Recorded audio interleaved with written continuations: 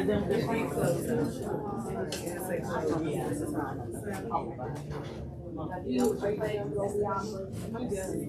can take this out.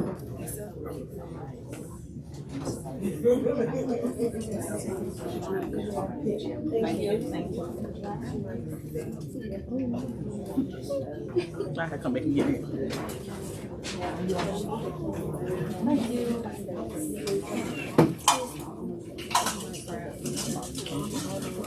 Getting my fired up.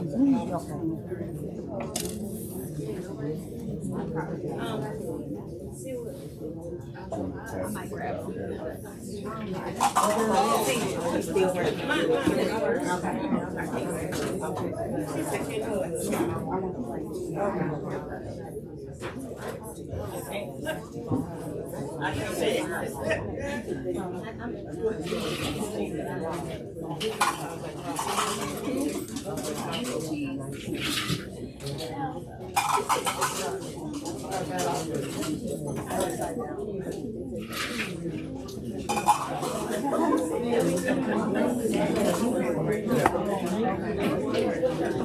I'm alright.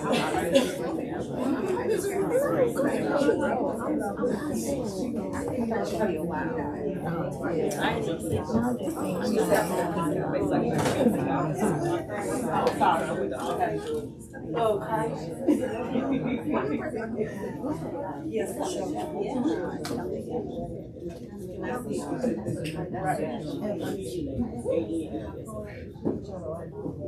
You believe them? They feel that one. Go right here. It's like the other side. It's just like strong queen.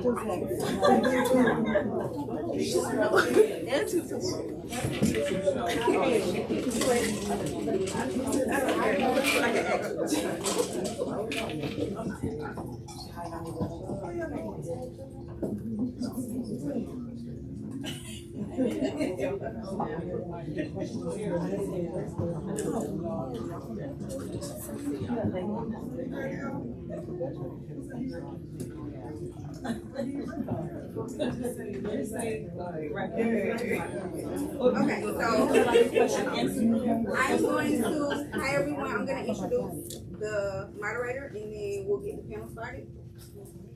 Dr. Kanika S. Holloway has been a licensed professional counselor for over 15 years. She obtained her doctorate degree in counselor education and supervision with a focus in marriage and family therapy, as well as her master's degree in community counseling from Mercer University. She is a graduate of Florida A&M University, where she studied Spanish and anthropology. Dr. Holloway is the owner of Activating Wellness Within, a private practice where she currently serves adults, couples, and families. She is passionate about helping people foster positive transformations and gaining insight into their thoughts, feelings, and behaviors.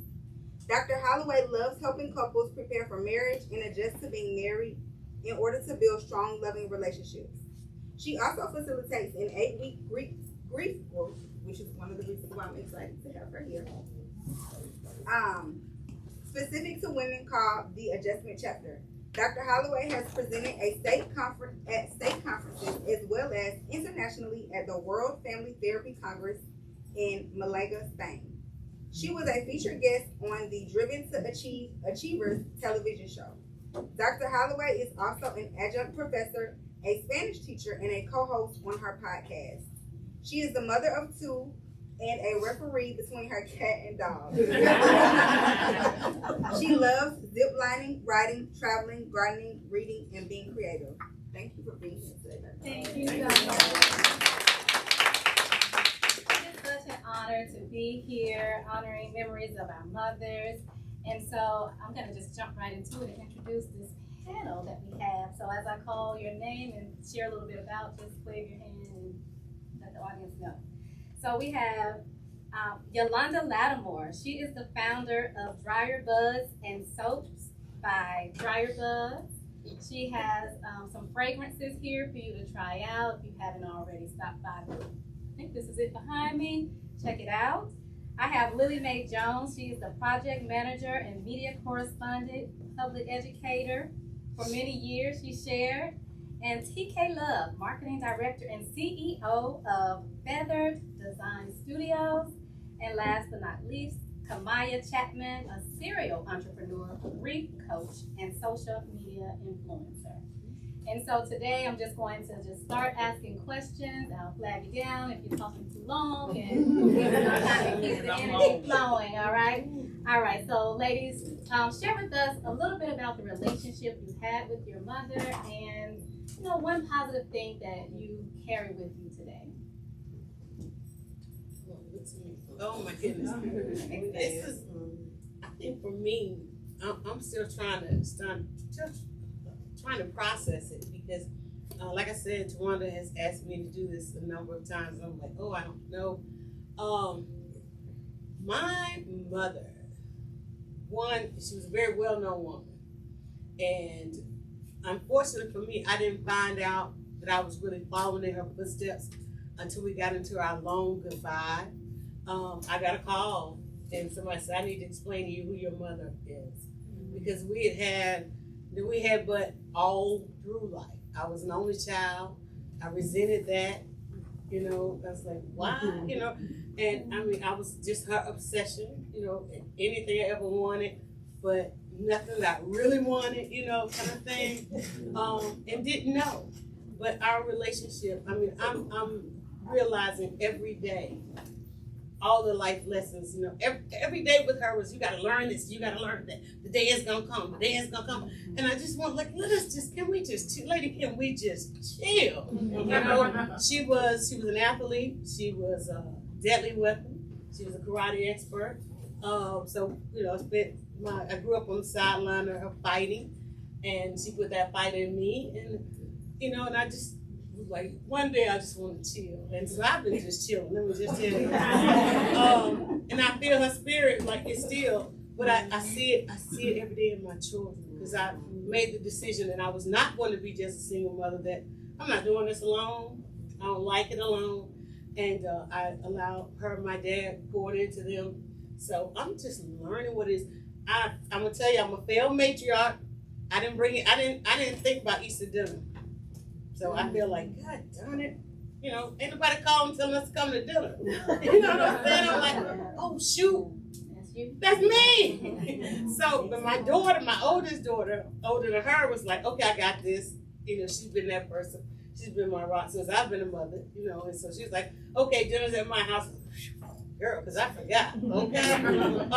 But it's been a blessing and amazing being her daughter, and I'm still trying to figure out what that means, because when she was here, we didn't do the best at that, but we did the best one day I looked at her, she looked at me, and I'm like, whoa, lady, what we got going on here? You know, and it was real, it became real, and we had a wonderful long goodbye and a chance to make up for everything. And I got to do everything that I ever wanted to do for my mother. You know, to the point the hospital was like, look, you ain't going in that room right there. That lady and her daughter, you know, they like this, you know, and people come up to me, oh, I love the relationship you have with your mother. Me and my mom? Okay, I did well.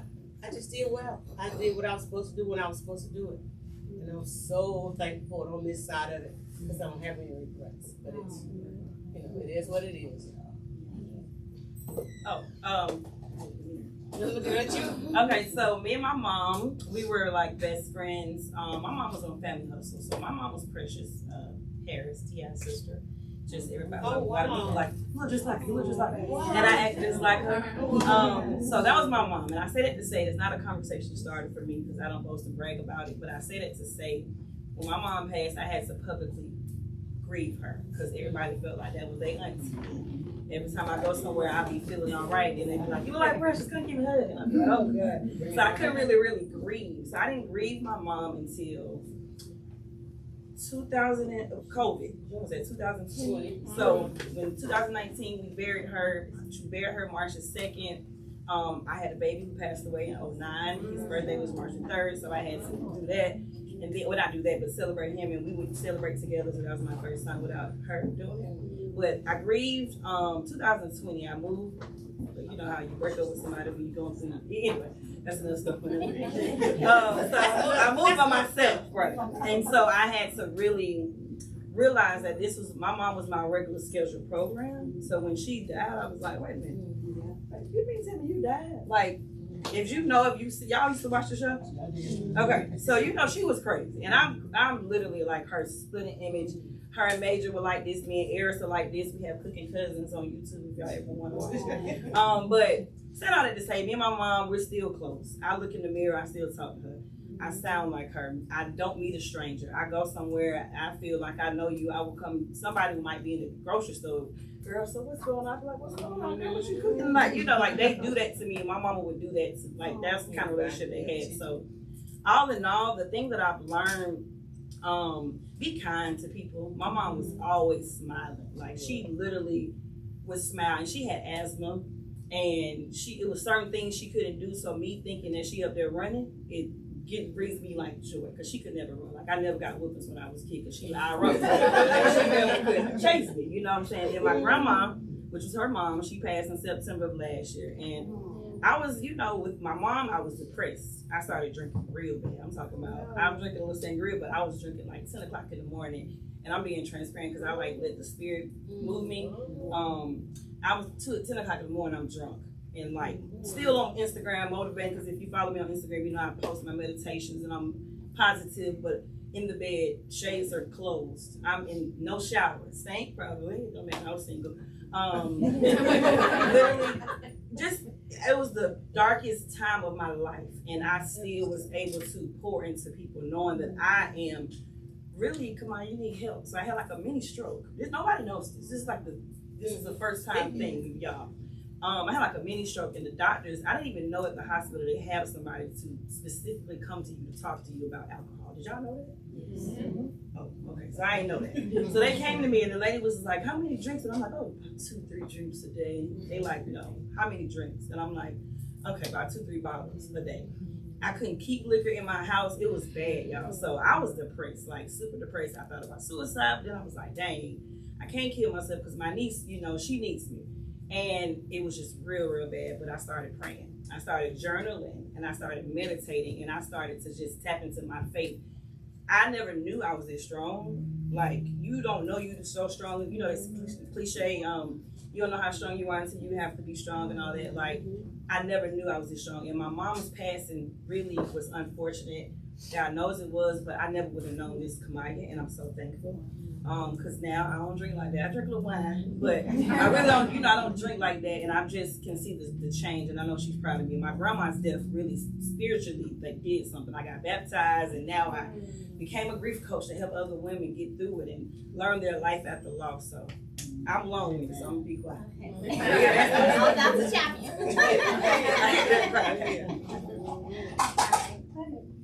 So, I always preface answering this question by saying, my mother had me 3 days before she turned 47. My father was 56. No, I was not a oops baby. No, it was not a change of life baby.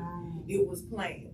My parents were married. My mother met my dad when she was 37. He was 47. They got married when she turned 38. He was 48. They had their first child when my mother was 42 and me at 46. So, my mother and our relationship transitioned from her being my mother to being my best friend when I got out of graduate school, because she did not play that being friends with your child. Then I became her caretaker. We had an amazing relationship. I did not realize how amazing it was until my father went into Alzheimer's when I was 14 years old. And I had to not grow up because she told me I had to, but because I had the best father in the world. I actually had the traditional home that a lot of people want. I had a mother, a father, a brother, me, and my grandmother. So we were all in the same house. Didn't want for anything.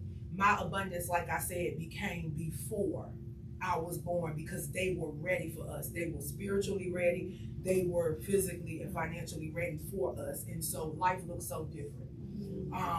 We had an amazing relationship, and much of that was to due to the fact that the man that provided for the house, I watched my mother care for him and not put him in a home until he closed his eyes. He lived with it for 5 years.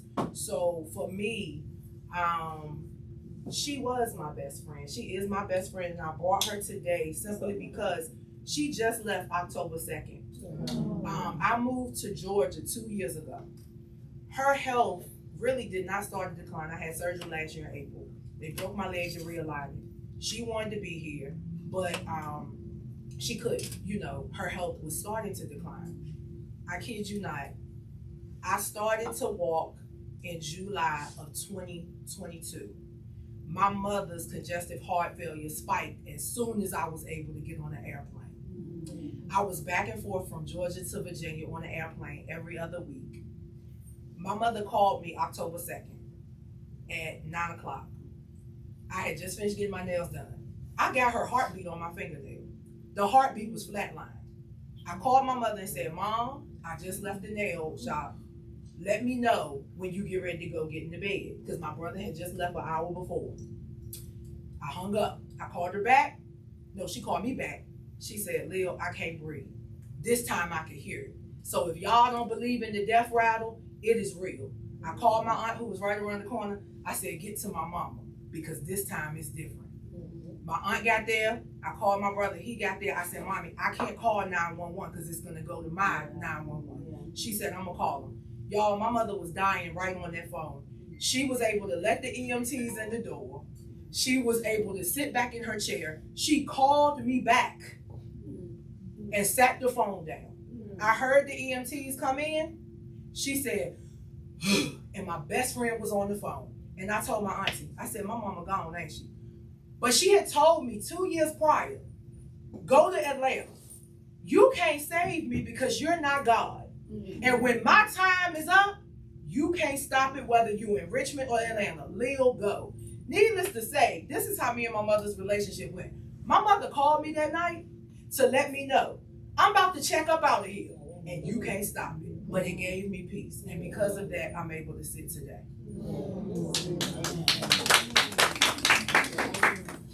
You got me wanting to talk about something else, but I'm Question was. I'm piggyback off of her, but I think the question was what my mom Your relationship and what good aspects. what good aspects. So I lost my mom at 21. I was a junior in college. I was studying business administration. She had been sick a year prior, but my whole life she was my best friend. Like, I mean, I wasn't the only child, but I was my mom's only girl. And when I tell y'all, like, I rocked her world, like, I mean, I rocked her world. And I have the confidence I have today because of her. You know what I'm saying? Like, she raised me like a superstar. She raised me like a celebrity. So I feel like I wasn't cheated. For me to lose her at 21, we had done so much. She had showed me so much.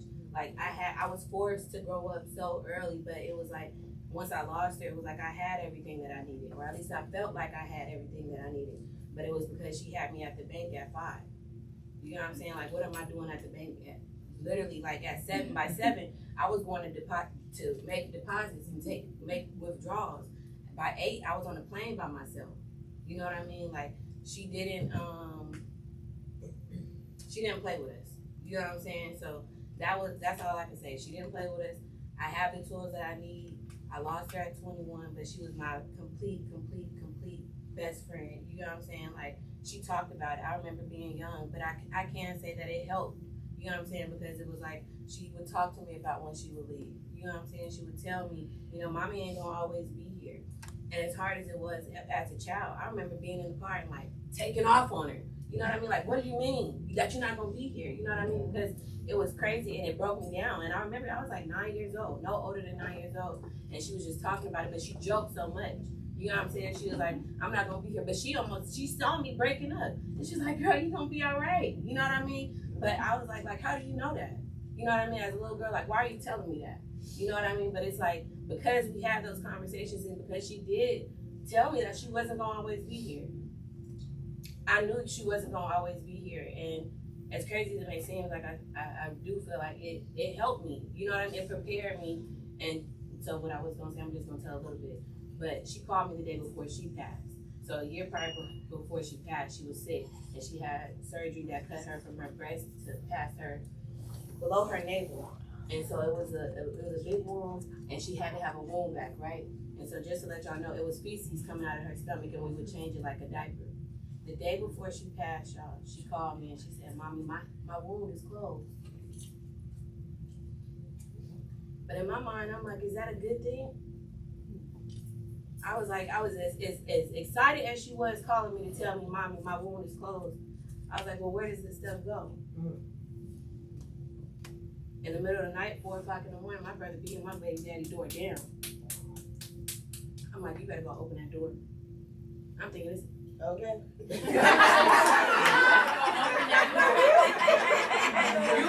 You better go open that door. I was telling him, he was so scared, y'all. He was in college, but I was living with him. And he didn't want to go open the door. Hell, had I known, I wouldn't have wanted him to open the door either. My brother busted the door and said, Mommy's gone. I said, Mommy's gone. But I had just talked to her the day before. She just told me that the wound was closed. In her mind, she was better. I ain't gotta walk around with this wound back no more. I'm good.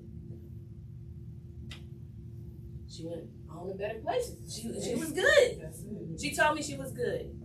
And I find peace in that. That she was okay. All right, deep breath, y'all. Yeah, these angel daughters of many of us, right? One of the things that I know I experienced when my mom transitioned through my grief was like this intense tiredness. I was so tired and overstricken with, I don't even know what it's called, but I just remember that. And so I just wanted to ask you all, what was something that surprised you about your grief process, or what was a misconception around grief that you all kind of realized as you journeyed through? And you may still be going through it, because it's a journey. It's not necessarily an end point. It is a process. So what was something that you became aware of? The feeling like it's only happening to you. You know everybody's been through it, but people are so triggered by their own experience, and you know that I got to a point where I feel like there's nobody else that has this feeling right now, you know. And it happens to any other loved one or whatever. That one, it's different because you're so connected to that person. And I just remember needing information, like I need to know, what is this? And you get to that point and like, why isn't everybody talking about this? Why isn't somebody running around like the sky is falling? Like, where were the warnings and all of that? I felt like it was something, even on all of my cousins and I, because we were the products of 10 and 5 sisters, and they went stair-step, and we knew once one went, the rest of them gonna wanna go, because they sisters, they go together. And I remember getting my call, my cousin called me, my play sister called and said her mom passed. And I was like, God, I gotta get out of this kid, gotta go to her, but I gotta let my mom know where I'm going. And when I told my mother, I gotta get to her because her mom passed. My mother gave me that look, like, I got something to tell you, oh Lord. So I rushed off to her. Then in that stair-step, my cousin called me, and right when my cousin called me, I pulled over the side of the road, just so happened. Something said, pull over. And I got a face, I was like, oh Lord, she called a FaceTime. What's this? And she was telling me that her mom, my mother's closest sister, and she knew, telling me, and me having to tell my mom was gonna put my mom in a spiral. I just wish that we had a different kind of knowledge of this, and when it happened, we didn't have to really try to figure this thing out. And it's nothing. Even, I don't care how many people you listen to it, there's nothing that prepare you for it. And I really want to be prepared for it, and nothing prepares you for it. I think for me, I didn't realize how angry I was gonna be. Like, I was mad as hell. Like, I didn't want nobody's condolences. Like, don't say nothing to me at this point. You know what I mean? Like, sorry. You are sorry. You're bad sorry. Like, but I didn't want. I was, like I said, I was so mad. You know what I mean? Like, and I'm glad that I came out of it. You know what I mean? Because I realized, like, that's what it did to me. You know what I mean? It made me angry. And people were genuine. You know what I mean? But it was like I felt like if you knew my mom and you knew me, then it was just kind of like, a lot of people really didn't have nothing to say. You know what I mean? Because it was like, I posted her, I talked about her all the time. Like, she was, like I said, like my best friend. But like I said, that was one thing that I wasn't expecting. I mean, I was always so sweet. You know what I mean? So it was like, once I lost my mom, it just turned me, I felt like it was somebody else that I didn't want to be. But it was like, people was giving condolences and I wasn't responding. You know what I mean? It was like, damn, like that's the least that you can do is say thank you.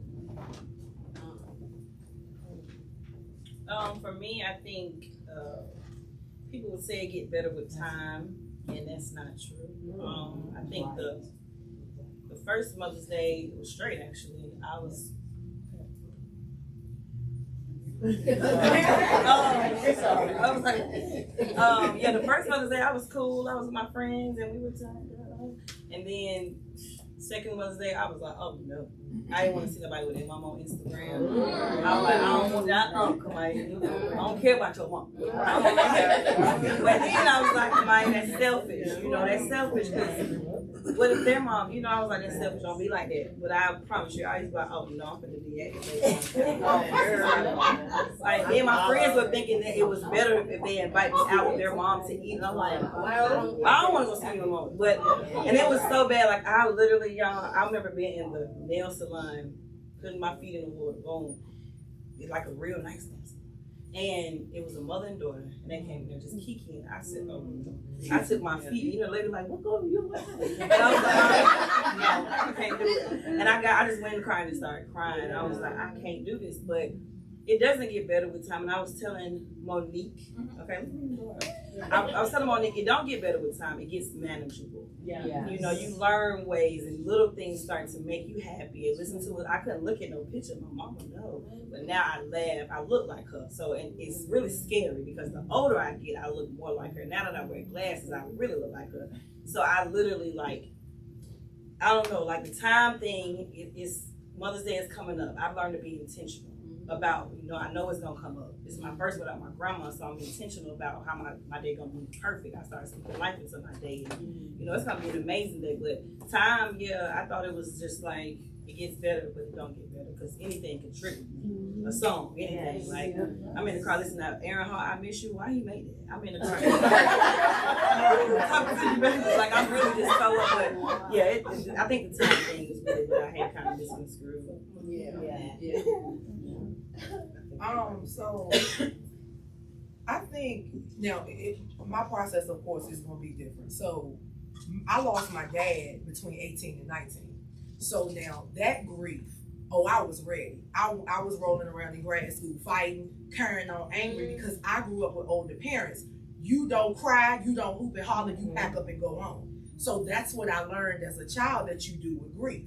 So I had to go into therapy to deal with that anger because I'm like, I can't be in no law school out here knocking ninjas out. Like, that ain't gonna work. But once I realized that my anger was from unresolved grief, think about it. I had I'm 37 now, so I had another 18 years to learn how to grieve. So with Mom, I had the peace. I could rejoice in her passing. For one, I already know without a shadow of a doubt where my mother is going. I know right now she caught up in the middle because he ain't came back for us yet. But I know where she going. So for me, yeah, I miss her in the flesh. But everything that happens, she's in my best friend. Like, my mother did not leave this world until she know that me and Chelsea was solid, till she know me and Angie was solid, till she know me and Marquita was solid, till I had my boyfriend. Like, she did not leave this world until she knew that I had everybody around me that was there for me. And it's just crazy that now when I think about it, every time she met somebody, she would be like, that ain't for you. Like, she knew who needed to be around me. And so, while people don't understand it, but if you understand being on one accord and being aligned, you will know that when I say I'm happy that he took her when he did, because my mother said, I don't know why you don't come get me. I'm tired, I can't breathe. Right. So if anybody can tell the Lord when they ready, Betty Lou could. And because of that, she gave me that. So she left me with strength. She left me with resilience. She left me with love. Now, she gave my brother the cooking skill, but she didn't give that to me. But she left me with the things that I needed to carry on her legacy, but to also hold our family together. So now I'm responsible for my 93-year-old great aunt, who is in amazing health and who drives me crazy sometimes, but I love her. I love that. One of the things I was thinking about as you all were speaking was my mom was a firefighter, and she was one of the first in the DeKalb County. And one of the things I found out about her was that I knew she was a fighter, she was real feisty. But I found like all this litigation she had with DeKalb County because she felt like she was being discriminated against from, the higher ups, like same nurses, but she's not getting the same pay or the same training, right? So what's something that you found out about your mom that, you wouldn't mind sharing with us since, I tell you, when my mother, when we were in our long goodbye, my mother was one of the first Black nurses. And this lady called the house and she said, hey, this is Lou. And she had my mother's name. And I was like, who's playing on my phone? And she told me, she said that she had my mother's name because back in the day, there used to be something called blue babies. And if you were born and the baby wasn't breathing, they didn't know CPR and all of that. They just told the moms the baby wasn't going to make it. She said my mother took her out of the room and they prepared her parents that the baby wasn't going to make it, and said my mother took her somewhere and worked on her, right? My mother used to study all this medical stuff and worked on it, and said she came down the hall with the baby, and so everybody in the hospital just was like, what? And the doctors and everything, and she did the CPR thing, and it was wrong then, but she helped save these blue babies, and this woman had my mother's name. So and people would just calling and letting you know this stuff. And like I said, even my cousin calling me and giving me our whole life where I had everything misconstrued. But they try to protect you.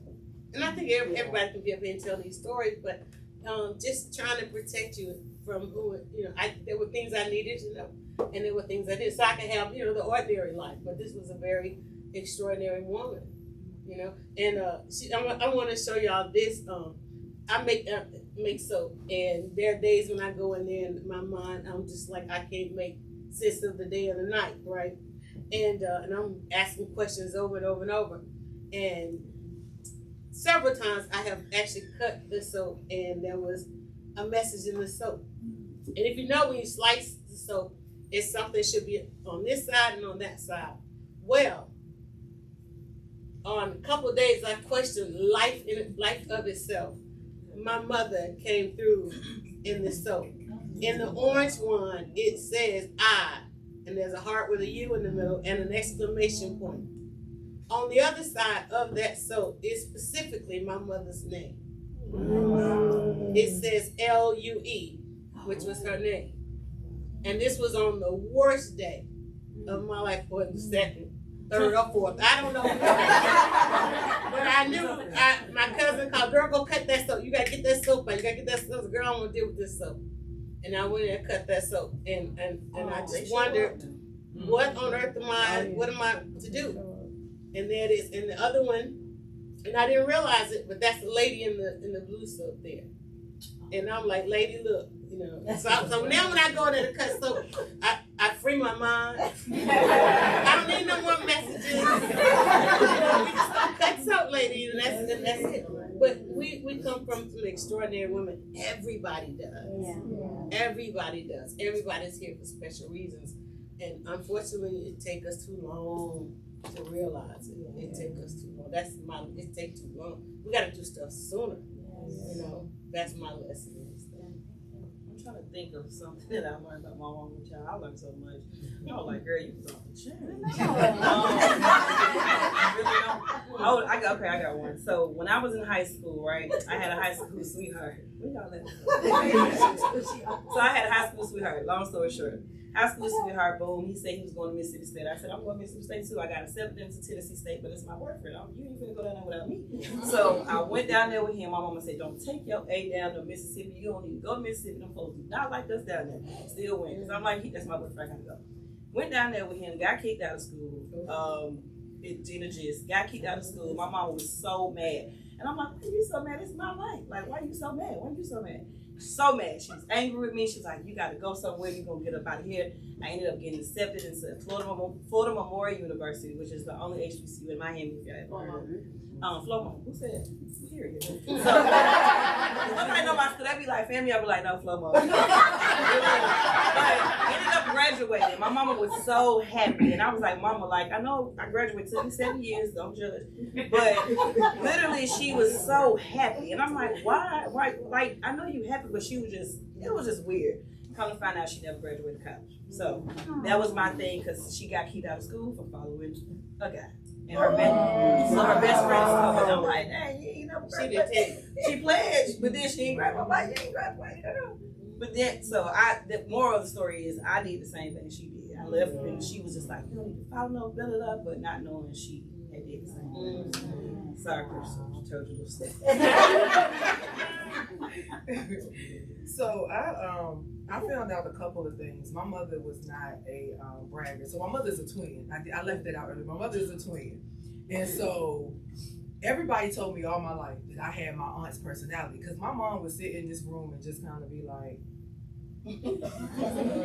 but she was a woman of few words, but she was a woman of stern words. But the interesting thing is, so my mother should have graduated in 1956. But she graduated in 1957, but her twin graduated in 1956. And the reason is because the teacher, they had something that they had to repeat back in the day. Y'all know that's when schools were segregated. And it was something called a message to gospel or something like that. Well, anyway, they had to repeat this. And my aunt was a perfectionist. So somebody ran downstairs and was like, Betty Lou, Miss Banner that made your sister cry. Yeah, y'all already know what time it is. And all I know is that my mother's class reunion, they said she ran up the steps, and they said the last thing they know, Miss Banner went one way and her shoes and wig went the other. So I say that to say, I'm a social justice advocate, always have been from undergrad to graduate school, even now that I do project management on the entertainment side. I work to really support, you know, people that probably don't even want to support because they believe everything these con artists and stuff say. But anyway, I realized that her fight is in me. I just, you know, I can't, you know, sometimes I want to, but I can't do that. But I fight. And the other thing that I found out at her funeral, because she never talked about all the stuff she did, and that's what I love. My mother wasn't a bragger, and I love that about her. But at her funeral, the gentleman that you know, presided over the service, I will never forget, he said, yeah, you know, Betty was my bureau chief. Y'all know my mom was the first black sheriff, and I'm from Danville, Virginia. And if y'all don't know nothing about Danville, it's the last capital of the Confederacy. And his mother was the first black female sheriff. And he was like, yeah, Betty was our bureau chief. She used to make sure we stayed up on current events and news. And I was like, I'm not like my aunt. I am my mother's child, because that's me. I'm quick to be like, Chelsea, we got to research this. This is what the news saying, but I don't believe it. So I am her. No matter what, everybody socially, I'm a social butterfly like her twin, but I am Betty Lou child. So that's what I found out about my mom. Yeah. Absolutely. I would like to think that there's nothing that I found out after she passed. Okay. I think I know everything, like inside and out. But what I did learn, like on a larger scale, was that like I had to lose her. Like if I didn't lose my mom, I would have never got off my mama's titty. Me too.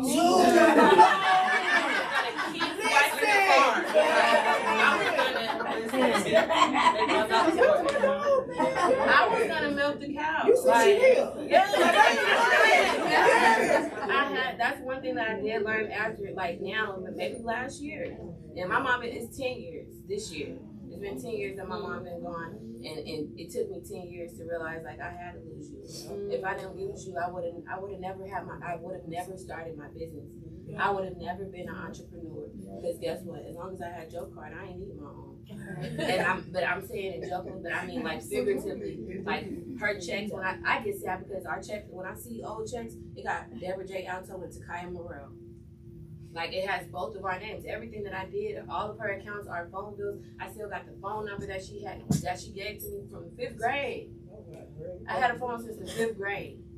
You know what I'm saying? So it's like literally, I had to lose you, because otherwise, like I said, I would have never done it. Mama, it would have just been me. I know. Yeah. She shocked me. Like I know. She did. Thank you for sharing those stories. Tell us a little bit about what's been helpful on your journey of healing. What are some practices you put in place that maybe you can to share with some of the other women in the room. What are some things you do daily, monthly, whenever to just, jump right in, talk about it. Yeah, You gotta talk about it. For me, and be it's transparent about it. be transparent about it. Like, I feel like since day one, when I did start talking about it, I was always for real about my emotions, and I didn't care what it looked like. And people don't typically grieve on social media, but I can share my whole story on social media from the time that I dropped. They seen the casket, they saw everything. They saw everything but her dead. But that was my way of getting through it.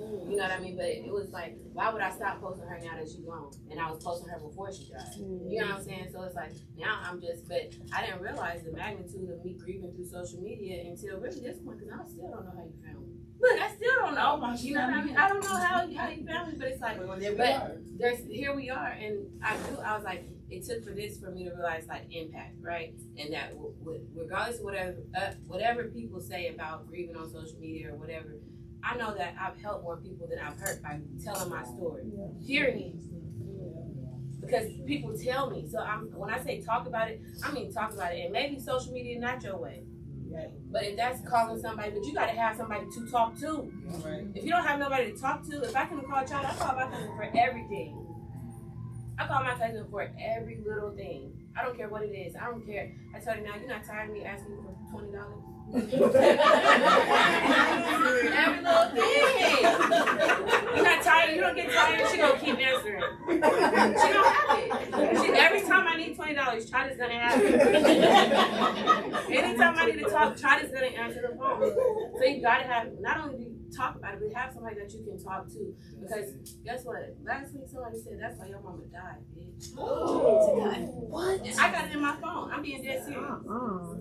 Somebody that did my hair as a child, well, she is a transsexual, but she didn't do my hair, but I grew up knowing her and respecting her because of the space that she was in. But no, she's not my friend. But that is, you gotta have, you don't tell everybody, you don't talk to everybody. But it was like, because I shared that space with you and you knew that I was vulnerable to it, you know that that's the only way that you can get to me. So it's like, you gotta talk about it, yeah. This is just, I'm just saying, because it's a trigger, but I'm beyond it. I'm beyond it. You know what I mean? Let's go get it.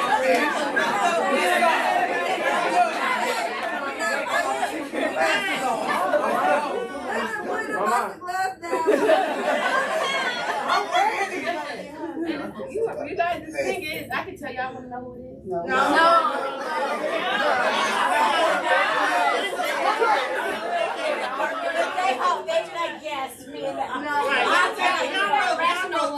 Y'all wrote too deep. Y'all in the middle.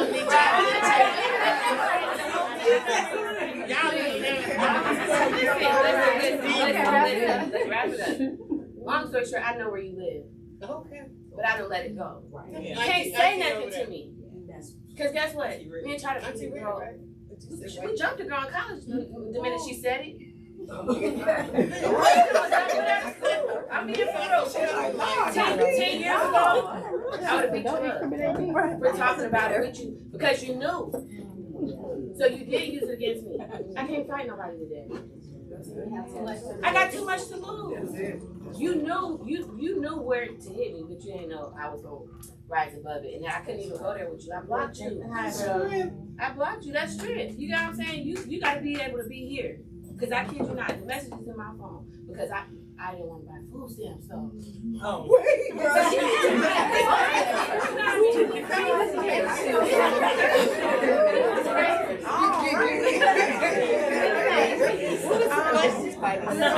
Okay.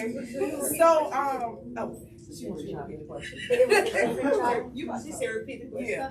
So basically, the strength. Yeah, so COVID for me is y'all, I kid you not, like by no means it was my life perfect. But y'all, I have two friends, my two closest friends, and one is right here.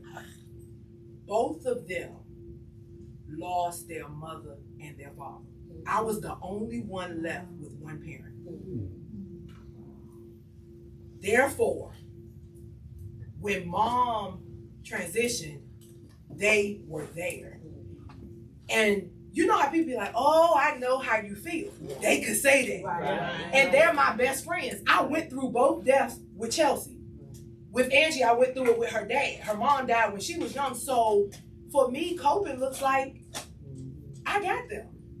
Talking to them. I can call them. You know, we'll be talking about something. And Chelsea be like, well, you know, when I go to her house, she got my mama's house coat hanging up in her closet. When I go to Angie's house, my mama's clothespins and dishes everywhere. So it's like, for me, that's coping. And I put my mom on my kitchen mantle because that's what she would be. That's what she did. And so for me, it's cooking and like, I can't call you, but what do I need to put in this food right here? So it really does look like, once again, she made sure that I had the right people around me. Somehow she knew who needed to stay in my life. And she made sure that they stayed by telling me, oh no, Negro, that person got to go because they ain't it. And so that's what it looks like For me, talking about it on social media, I've met so many people. I was able to meet her. What do we meet? Tierra, and I was like, oh, this is that. Right. So just talking about it, being vulnerable about it, being transparent. This is what it looked like today. I'm having a good day, y'all. I done got up and I done ran errands today, y'all. I'm feeling bad. She can piss me off because where you at? So just being really open about it. I journal, I meditate, I read my Bible more. What else am I doing? I was working out. I ain't gonna hold you. I ain't that girl. You gotta be transparent with yourself. Yeah, that's it. It spends time with my family. And like my grandma passed, so I'm really like the torch has been passed, so I have to keep the momentum going, and that's what makes me like that's what gives me the strength. I think for me, I was a blogger during the time when this began to happen, and I had written a book and we were on tour and stages and all that. So I didn't know really how to share it on social media because it was like everything got to stop just prior to number one. But I knew I did share some of it, but I just thought it was crazy because I remember calling my dad, and my mother was in the hospital around the corner from his house, and I said, hey, Dad, I can't get out the hospital today, can you bring me something to eat? He was like, where are you? And I said, we're still in the hospital. We've been in the hospital for probably about a month. And I just remember him saying, but your Instagram, says this, because I was posting, because people were bringing me food to the hospital, so I was still sharing, food, and everybody thought I had it going on. I was like, oh no. People only see you through their assumptions. Mm-hmm. And I said, I need to talk about what was going on because people were wondering why I was changing, getting quiet, wasn't showing up for this, that, and the other. And I realized how many people were depending on me to be there for them. But when this happened, entirely different people showed up for me. I mean, absolutely in time. Like I posted a hospital meal, and these two guys have been following me. It's like, sis, where you at? And I'm like, I'm down in the hospital. I mean, they rolled up, took over the cafeteria, and laid out a spread. And they showed up for me every day. Who are you? We follow you. Wow. You know what I'm saying? And so every time, and like stuff was arriving from my mother at the hospital. Who is this from? People who follow. And there was one young lady said, I need to take you to dinner. She was reading something in the social media. She said, okay, and I was like, hey, I ain't gonna never turn down food. And so we sitting there eating, and she said, what's going on with your mom? And I told her what was going on. And she said, well, I got a question. She said, because my sister and I headed in that direction trying to take care of our mom. She mentioned the facility her mom was in, which is one I had just literally fought the doctors and stuff to get my mother out of. And I was traumatized by it, and I still am. And I told her that day, I said, stop this dinner right now, go get your mother out of there. She said, well, I had to call my sister, we gotta make some decisions. She called my house screaming that morning her mother had died. They killed her mother. That's what they do in their facility. And she said, I wish I had gotten to you sooner. And from that moment on, I said, okay, I got to share a bit of this journey because there are people that I'm accountable to. They follow me. I can't still be out here saying this is good, life is good. It's like, no, we don't. We had to come together as a family. We lost a whole lot of income. No more glam life, no more getting on stage. This is what I'm doing, trying to figure out all these different stages and this end stage of this and this, that, and the other, and these doctors and stuff that lie. People you got to fight because nobody want to advocate for black women. And my mother is one of the first black nurses in like y'all ain't showing up for us in this place. My mother trained half the people in these places, you know. But surprising to me was, like I said, who shows up. You'd be surprised who shows up for you. So be transparent about it, talk about it. You know, I don't care what you're feeling, I don't care where you are on the stage, because it could be 10 years, it could be 2 months, but you can see there's no time limit on any of our stories. We all go right back into that. It's triggering. I'm like her, like scroll down timeline, and I see those signs. Oh Lord, I mean, I follow them. So, you know, and in Facebook, because you've been through it, and Facebook wants to show you everybody that's been through it. Give them a little bit of wisdom, but you know, don't stay in it, because you still gotta live. You know, people want ask questions and advice. You know, I got a whole hashtag from my mom. He's like, go look at the hashtag. You know, it's some good stuff. I did a podcast called How to Get Out of Bed. That's what it's called, How to Get Out of Bed. And I did a 90-day series. Hopefully in 90 days I can get out of this bed and life will be different. You know, and I share that because you can't keep going back in it. And you do every time. I used to hate for somebody to see me and I said, how you doing? Oh God.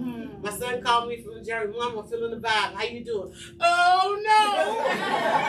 And this boy in all his life had never seen me cry. I didn't cry. My mother said, my daughter was like, but you didn't cry. Grandma wouldn't let me. I couldn't have that kind of emotion. You know what I'm saying? Well, it's like, y'all, I'm telling you, it's different every day. It is different. And it's okay. And don't not let somebody talk. Don't not let somebody share. Because, you know, you never know when you're going to open up and the floodgates going to roll. And, you know, you just don't know what this means, you know. Yeah. You know, you just don't know. You know, like I said, any of us could be up here and telling these stories because we all got them. We all somebody's story. And hopefully somebody tells our story in a way that we love and is sharing on these women today. Yeah. Be that woman. You know? Yeah. Jerron, I want to be mindful of time. I know you had some other activities. Yes. Because we still trying to figure out where we're going in San Diego. I didn't want to open the floor for questions. Okay. Yes. Did you want All right, any questions from now? Hand in the back. Hi y'all, I'm Brittany. Brittany. I'm sitting here getting emotional because I still have my mom, but just thinking about like what life would be like after she's gone is kind of like making me emotional.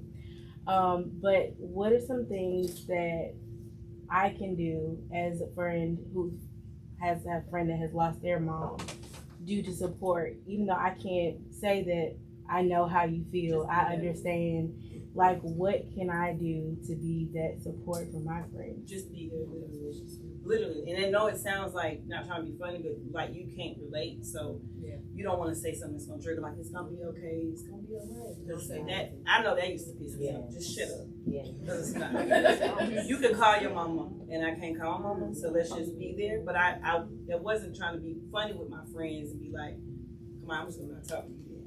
But they was all close to my mama too. But they knew like, okay, I can't say nothing. Come on, I just lost this person. I can't say nothing to her. So just be there. Be that shoulder. Come on, cry. Let it out, baby. Do some, you know. Just be there, and it's nothing really I can like. Everybody probably agree, like literally just be there because it's nothing no words can help them. Maybe offer some things, to do some fun things or something. I got like amazing friends, right? So I've not had to like memorialize my mom because they do so well, right? Like I have every memento that you could think of, from a keychain to a blanket to a jacket with my mama on it, and none of it did I have to buy.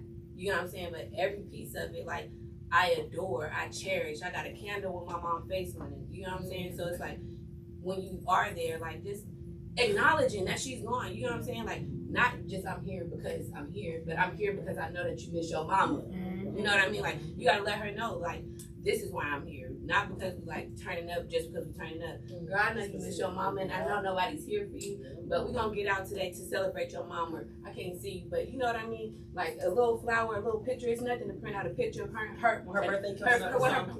Because guess what? I still gotta remind my boyfriend, I'm like, I shouldn't have to tell you when my mama passed. Right. Yeah. My girlfriends, I don't have to remind them. They sending something in the mail, and however they can get it to me, they're gonna get it to me. Just a small way to just like acknowledge it. Like, not like I said, just let her know that why you're here. Thank you. I think it's important to know your friend's language. You know, we know like love languages and all that, but just know what is the thing that they enjoy. Some people want to go lean into the moment, and some people want to get as far away from it. You know, so knowing what they want to do. You know, if they want, does she want to lean in, or does she want to like just try to get back to some normalcy? I got a good girlfriend. You know, she start counting down. Like, oh. It's like the reminder. I was like, oh, okay. But she knows to send me a good meal. She get on that Uber Eats. I don't care where she is in the country. She was like, dinner's on the way. She knows that's my thing. I'm all about food and to be able to sit quietly and enjoy a meal. And it's funny though, because people say the things that were important to your loved ones become important to you. My mother loved to eat. I've never eaten as much as I eat now, But I went in the kitchen. I hadn't cooked in like 20 years, and I ended up doing a whole cooking channel because I had to learn to, in caregiving, when she and I could no longer, after her doctor's appointment, we go somewhere great to eat. But when it was hard to get around with her, I'm like, I'm gonna go and make a nice restaurant style meal, So now I don't have those moments, and so with my good friend, knowing that that's what my mom and I would do after doctor's appointment, she'll. Whenever she's thinking, she'll send me a meal. I'll be going to do like all this food. I'll be like, where'd this come from? And it's from her, knowing that that's what I appreciate, because that's what my mother appreciates. So know if they want to lean in or if they don't.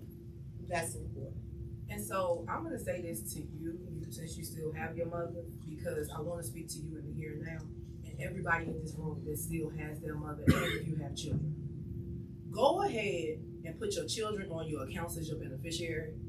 Go ahead and invest in life insurance. Go ahead and write down your last and final wishes. My brother didn't know anything. He was like, Lil, what do we do in mine? He was there. I said, we going in there. There's a bag beside the bed and we going to the funeral home. I didn't have to do anything. I didn't have to do anything. My mother told me like 12 years ago, when I leave here, that bag beside the bed, pick it up and go. And y'all, that's what I had to do. I didn't have to get attorneys for anything, which I knew to do anyway, but I didn't have to do anything. Everything was there. So if I can say anything to everybody in this room right now, get your business in order today. I don't care if you're 16-year-old or a 2-year-old, get your business in order, because that is the most stressful part. You cannot grieve until that business is in order. So I'm saying that to you in the here and now. Have that conversation with your parents. My mother was very open with that. Like she said, she was going to the bank and stuff. My parents did that to us when we were children. They prepared us for war in the time of peace. So get your houses in order. Because good people are going to show up and bad people are going to show up. Waiting on you to be slipping. Any other questions? And if you don't have questions, if you all want to share, if something resonates with you, if you want to share something yourself, please feel free. Who all has lost their mom? So we know. I was just going to add something that you said. My mom passed away in 2004, and how you said you are returning to your mom or whatever. Before my mom passed, I used to be like, I don't care about anybody. I'm worried about myself, doing my own thing. But my mom was the person who cared about everybody, housed everybody, fed everybody. And so when she passed away, it's like now that has turned to me. I'm like, why am I so nice? My nerves would normally I would be like cutting them off and all this. Now I just want to nourish them and help them, and I'm like, this is not me. That's a I part really of don't want to care. You know what I mean? So I would like to share. So to piggyback off of what Kamaya said, when it comes to having peace after your mom passed, I'm finally there as well. And it took me a long while to get here. I'm 7 years in since my mom passed. And when my mom, the day I found out, the day I had to interview hospice places, that I was gonna have to have open heart surgery the same day. So for me, my grieving experience was totally different because I had my life on the line as well. You know, it was more of, okay, I couldn't grieve my mom because the doctors told me, hey, you have not only did I have one aortic aneurysm, I had two. I still have one in my abdomen that they monitor on a yearly basis. But for the doctor to tell me the same day that I'm about to go interview hospice places for my mom because she was passing away from cancer, you know, that you will have open heart surgery. You have an aortic aneurysm that my mom had as well, but they could never operate on hers because they found her cancer the same exact day. So, to be at peace finally after all these years, to get through my surgery, you know, during the grieving process, 3 months after my mom passed, I had open heart surgery. So that whole entire first year, I didn't grieve. I couldn't. I was worried about me, my health, and my daughter. You know, so to finally get to a place 7 years later where I'm at peace is just everything for me. And thank you for inviting me again. Yeah, I think someone on the panel said that it may not get better or grief may not go away, but you can manage it. Yes. And so I just want to say that it's been 25 years for me. So some people, grief for them is brand new, but for me, it's been 25 years. And some years, I'm great. And other years, you like, I ain't got in 5 years. Right. And so grief does look different for everybody, but we have to also be educated on the grief processes. So there are some stages that we may go through. We may skip some stages and things of that nature, but grief looks different. May it be you lost your job, you just started a new business and you was making $80,000 last year, now you're not making nothing. It could be that you're 45, you don't have any children, you don't have any husband. So there's so many levels of grief or loss, and so I just think it's very important to manage that, and managing that is with education, with support, your affirmations, and whatever other coping skills that you may have. So, and everybody, sorry. I'll wait. Oh, and I was gonna say everybody grieves differently, and I think that we get annoyed by, like, my brother. I got an older brother. Nobody really knows him. He don't be around. But I have an older brother, and we grieve so differently. Like, he goes to the cemetery every day. She's in a mausoleum, so he goes out there. He smoke a little fun, and you know, he go every Saturday. That's his thing. I don't go like that. I go. If I'm having a hard day and her spirit is gonna be like heavy, I'll go and I'll sit back and I might journal or I just talk. But my mama was one of them people I ain't going to no cemetery. Them people ain't out there. She's going to the cemetery for us. Ain't out there. So I think because she's in a mausoleum, well, not even just because she's in a mausoleum, but just because, like, I think it's comforting to be close to their physical body. But grief looks different, y'all. So if you, like, y'all's two sisters, she might grieve differently than you. You know what I'm saying? So you can't get mad because she ain't. Why you ain't? It's Mother's Day. Why you ain't crying? Like, you ain't gotta cry because it's Mother's Day. I'm happy. Why you be happy? You know what I'm saying? So just be like gracefully accepting of people grieving if you grieve with that same person. So if that makes sense. Go ahead.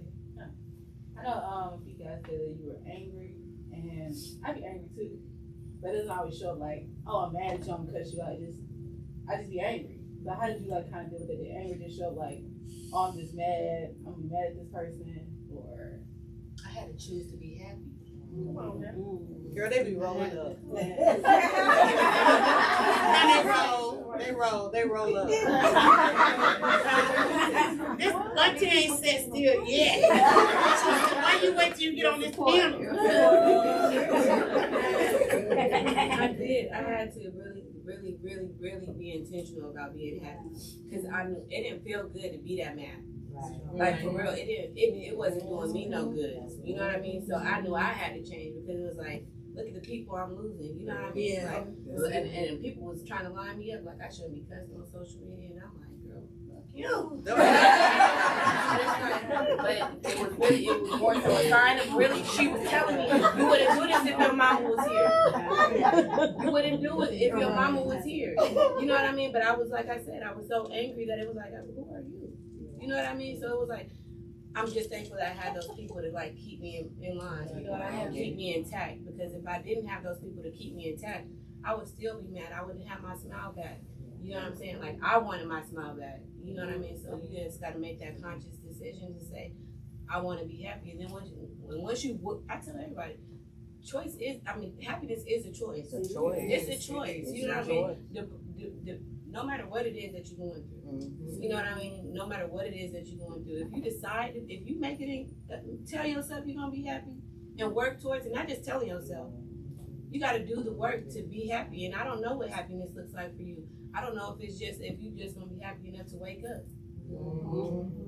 Cause that's where it starts. You should be happy just because you woke up. Even if it's just waking up to grieve your mama. You woke up to grieve her, your mama didn't. You have good days and bad days. I think the best thing you can do when you have a bad day, because I have bad days on my daughter over there, and I realize if you know you got out of pocket, go back and fix it. Don't let them just charge that to your character, and that's why you have to let people know what is happening. I hate when I hear somebody say we never know what people are going through. If you love and care for people, you should know what they're going through. You know, so I have days when I'm going ratchet on social media. That's my life, right? And I just, I don't believe that because, I probably was right about saying it. And just to have, I just had a filter that day, and like, they're like, ooh, you calling them out today, But I make sure, one of the things that we learned through going through this process is that, like she said, her and her siblings are close. We sat down and we like, okay, y'all, here, we're not gonna have no deal breakers up in here. Yeah. We gotta understand you this personality, you that personality, and now we gotta be together. We all we got. That's the one thing we learned in this is we are all we got. And ain't nobody trying to walk away, so let's not push nobody away. But yeah, we gonna pop off. And that's why I hate people who say, oh, I got depression and anxiety. No, something happened to you. Yeah. Right.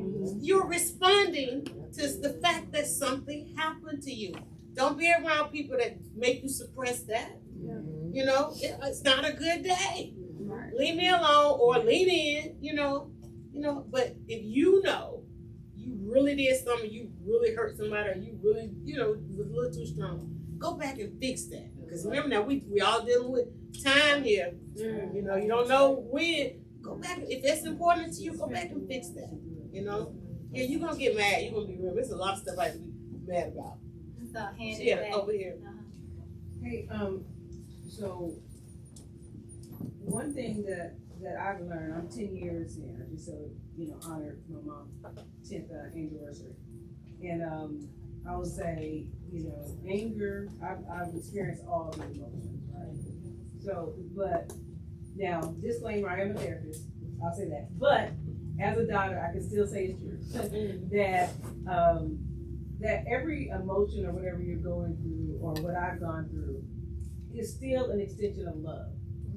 All it is me trying to love my mom in a way that can't be done because she's not physically here, right? And so with anger, you definitely cannot reject it because that leads to self-destruction.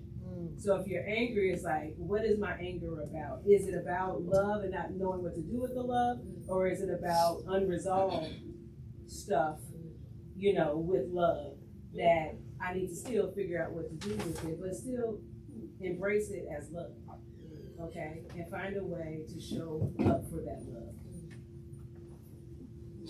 I'll share. Sister, we have sisters. Oh, I will share with you that. So I will share something real quick. So my mom passed Valentine's Day 2 years ago. And so initially I was angry. Nobody, she don't even know. I was angry because I'm like, you selfish to go on Valentine's Day like that. And then I reversed it and said, you know what, out of all the days of the year, that you love my mother that much, that you took her on a date with love. And so I chose to do that differently. And Kamaya's right, we grieve completely differently. Like my sister's the type where like they recorded the service and she wants to watch it over and over, and then she'll tell me, I don't even remember talking at the service, right? And she loves to tell me, every time you did so good, and I refuse to. Another thing that I applaud you for, because let me tell you something, I love Ethel Lee, but ashes can't come in my house. My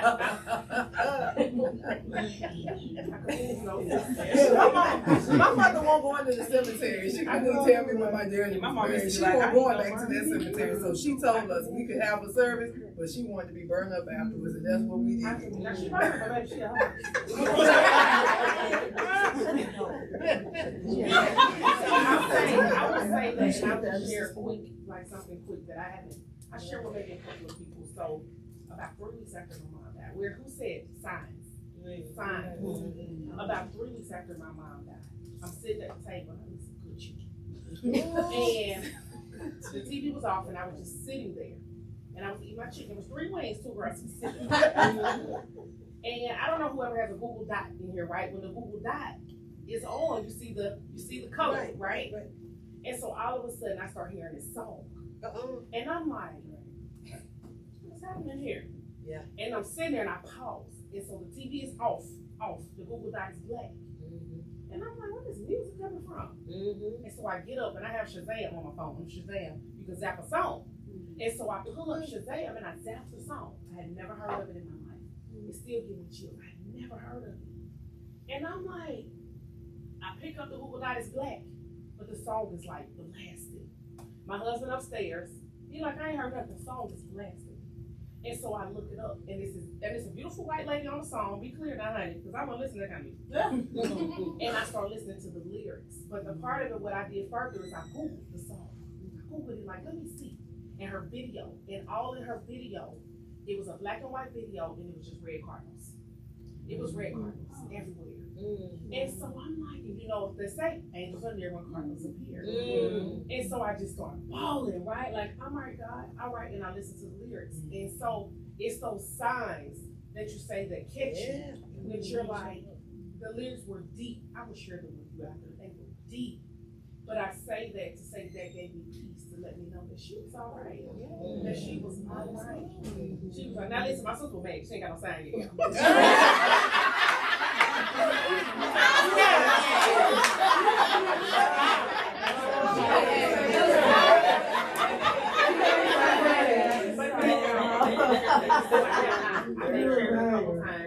And you do get emotional, and she's right. Time is manageable, right? Because you'll be coming down the block, and it's like, girl, wow, but yeah, but thank y'all for letting me share that. Did you still want to do yours? She done took my light. I don't even care. Sorry, change of plans. We were gonna do an activity in here, but it's about to rain, and I have to make sure these butterflies get out. So we're gonna walk around and pass out butterflies to you. Hold them on the corner. Please do not hold them anywhere else other than the corner, or you're gonna squish them. If they're not moving, all you have to do is just like kind of lightly tap it. And if it's not moving after you tap it, let me know, and we'll give you a name.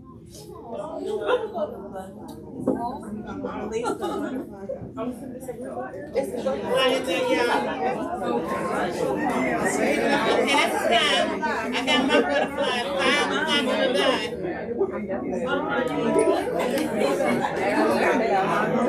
dot.